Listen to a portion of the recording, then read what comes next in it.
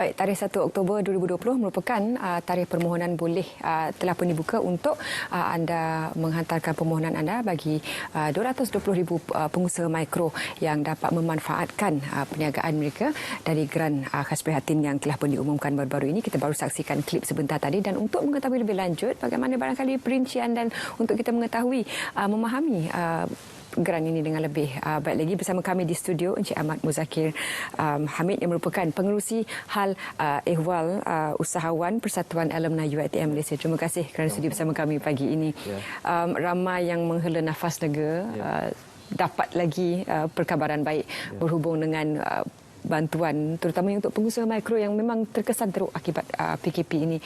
Bila ia mula diumumkan oleh Perdana Menteri baru-baru ini, apakah reaksi utama dari ahli-ahli persatuan awalnya?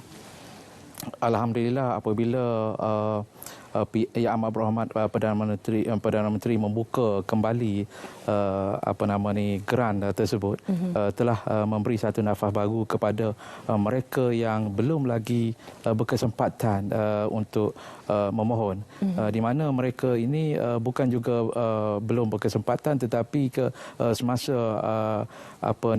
geran yang terdahulu dilancarkan, syarat mereka lebih ketat, dan hari ini telah membuka ruang dan peluang yang masih berbaki lagi untuk tahun ini. Alhamdulillah, satu perkembangan yang cukup menunjukkan Yang Amat Berhormat Perdana Menteri cukup perhatian kepada rakyat, terutamanya kepada usahawan usahawan melibatkan mikro usaha PKS.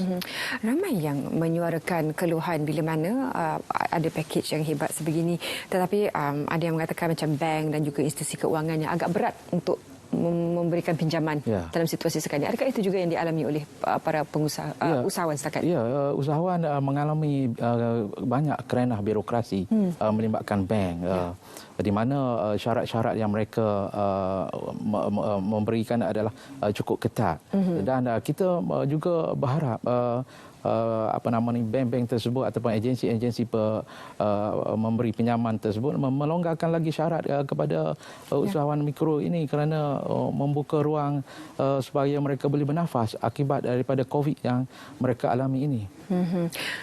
Bagaimana para usahawan kita boleh memanfaatkan apa yang telah pun ditawarkan oleh kerajaan baru-baru ini? Apabila geran dibuka kembali, maknanya seramai 200,000 yang tercicir tadi boleh menghela nafas lega apabila mereka berdapat memohon, dan dengan kewangan tersebut boleh membantu mereka untuk memulakan satu perniagaan baru ataupun untuk menambah baikkan yang sedia ada untuk terus berjuang melibatkan COVID ini. Keluhan yang paling sering didengari selain daripada masalah keuangan, dari segi operasi perniagaan juga banyak yang perlu ditukar. Untuk meningkatkan langkah keselamatan juga mereka perlu lebih juga melaburkan wang untuk termometer, sanitizer. Ini semua walaupun itemnya agak kecil-kecil, tapi untuk langkah berpanjang ia juga memakan kos. Apalagi dari segi aspek norma baru yang perlu mereka adaptasi dalam operasi seharian mereka?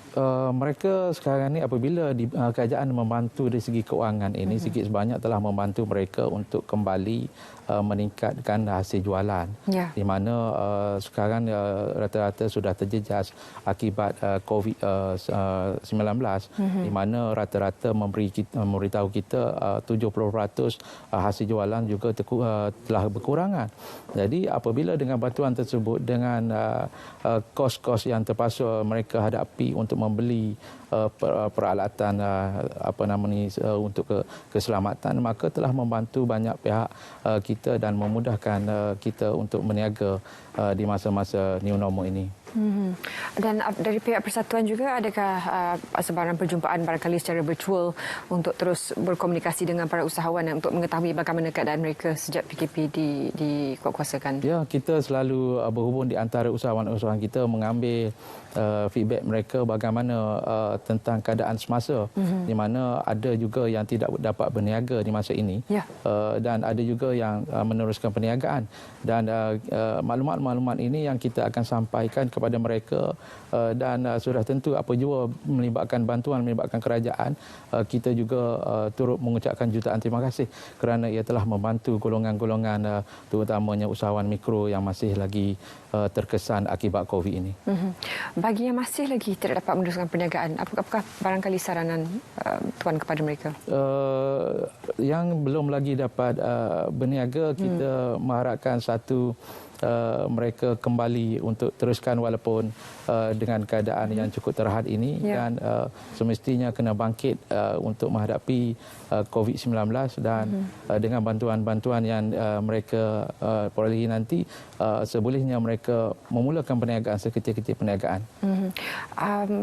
Perubahan yang paling ketara yang mereka lalui barangkali dalam industri yang biasanya retail ataupun memerlukan lot kedai yang kini berubah kepada online. Adakah bagaimana feedback ataupun maklum malas yang diberikan kepada mereka dalam penukaran operasi, cara operasi sebegitu? Pada peringkat awalnya mungkin mereka rasa sukar apabila menghadapi satu new normal yang penjualan atas talian. Tetapi akhir-akhir ini jualan atas talian inilah yang mendapat sambutan. Jadi mereka banyak telah mengaplikasikan sistem tersebut dan saya melihat ramai yang berjaya untuk memasarkan produk-produk mereka melalui talian ini. Menyahut cabaran ataupun membawa cabaran itu menukar kepada perniagaan baru ataupun mencuba satu perniagaan baru, mungkin kalau boleh kita guna terma easier said than done, lagi senang nak cakap daripada untuk lakukan sendiri. Ini merupakan perubahan operasi yang memang betul-betul secara keseluruhan. Tapi bagi mereka yang barangkali dalam situasi sebegini kita dapat lihat perniagaan itu mungkin tidak relevan lagi ataupun memerlukan revamp ataupun pengubahsuaian yang sepenuhnya. Apakah nasihat untuk mereka keluar dari kepompong selesa tersebut? Dia untuk ada yang juga untuk berminat untuk tukar perniagaan, tetapi ada juga yang masih lagi berjuang supaya perniagaan mereka diteruskan. Di mana mereka tengok keadaan semasa, contohnya jika jualan tadi telah merudung lebih kepada 70% di dalam masa 7 bulan ataupun 5-6 bulan ini, mereka terpaksa tukar kepada perniagaan baru. Dan perniagaan baru ini kemungkinan telah memberi satu kesan yang cukup positif. Di antaranya terpaksa melalukan benda yang new normal, yang kita mesti memikirkan benda di luar kotak pemikiran. Jika ingin selamatkan sesuatu perniagaan, kita mesti lakukan dengan keadaan yang dengan beraninya untuk menyahut cabaran di masa COVID ini. Jadi dengan peruntukan yang ada dalam geran ini, apakah barangkali nasihat yang boleh diberikan ataupun saranan yang boleh dikongsikan kepada para pengusaha mikro dengan ada geran ini, keutamaan itu perlu diberi kepada aspek mana? Geran ini bukanlah banyak. Dia hanya lebih kurang 3,000. Walaupun tidak banyak, ia adalah satu permulaan untuk memulakan satu perniagaan yang diceburi tadi, untuk satu permulaan untuk meneruskan perjalanan tadi sekecil-kecil modal. Maknanya kalau modal yang 3,000 yang kita dapat tadi, kita boleh juga contohnya kawan saya buat seperti mana Yang Amat Berhormat Perdana Menteri juga mengumumkan ada di masa sekarang perniagaan kambing perap. Di mana kambing perap itu modalnya tidaklah sebesar yang kita gambarkan. Maknanya dalam RM3,000 tadi mencukupi untuk memulakan satu perniagaan yang baru seperti ini. Dan kita juga menggalakkan usahawan-usahawan mikro mencubakan sesuatu yang kecil, perniagaan yang kecil ini menjadikan sesuatu yang besar nanti. Tidak semestinya dengan RM3,000 tadi memandang sesuatu geran yang kecil untuk memulakan perniagaan. Sedangkan kambing perap tadi sudah dipasarkan meluas di Malaysia di masa COVID ini. Itu juga disebut oleh Yang Amat Berhormat Perdana Menteri dalam ucapan beliau semasa penyampaian geran kita prihatin tadi. Dan apa antara faktor-faktor yang menyebabkan permohonan itu barangkali tidak diluluskan ataupun tidak berjaya? dia sebenarnya banyak usahawan mikro terutamanya PKS kecil lah. Dia banyak tidak mengikutkan syarat-syarat yang ditetapkan oleh pihak-pihak agensi peminjam seperti bank. Namun bagaimanapun saya mengharapkan contohnya mereka untuk memohon itu mesti kena ada bank statement selama 6 bulan. SSM mesti lebih lama lagi untuk mensyaratkan untuk melayakkan permohonan. Tetapi saya juga mengharapkan bank-bank tadi memberi peluang dan ruang tadi supaya golongan-golongan yang terkesan diakibat COVID ini diutamakan supaya mereka boleh bernafas untuk kembali dalam perniagaan dan bukan kategori golong 3. Untuk melihat ke hadapan ini, apa antara usaha persatuan juga untuk ahli-ahli alumni, terutama untuk pengusaha mikro yang dapat memanfaatkan perniagaan mereka dengan JKP ini? Saya usaha-usaha kita dalam melibatkan usahawan di bawah kita. Kita tahu setiap graduan yang keluar di universiti UiTM khususnya dia belum mendapat kerja dan kadar pengangguran tinggi, dan kita rasa ini adalah manfaat yang terbaik untuk mereka memohon geran tadi, dan saya rasa syaratnya cukup mudah untuk memohon geran tersebut kerana SSM berdaftar SSM sahaja. Dan jika mereka yang penganggur tadi, saya menyeru mereka supaya ramai-ramai menceburi dalam bidang keusahawanan, kerana untuk mengharapkan satu pekerjaan di masa hari ini mungkin sukar kerana dengan keadaan ekonomi semasa dan COVID, dan ramai juga diberhentikan kerja. Jadi usahawan-usahawan yang siswazah tadi yang ramai menganggur, mungkin ratus ribu sekarang, kembali untuk menyertai menjadi usahawan dengan berdaftar syarikat dengan SSM. Dan pastinya untuk kalau kita boleh guna terma good governance ataupun praktik pengamalan yang bagus setelah mendapat geran tersebut, apa yang mereka perlu lakukan?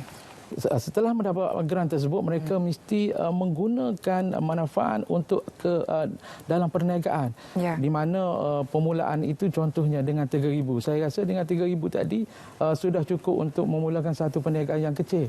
Tidak semestinya geran yang 3,000 tadi menganggapkan untuk berniaga kita mesti ada puluh ribu atau ratus ribu.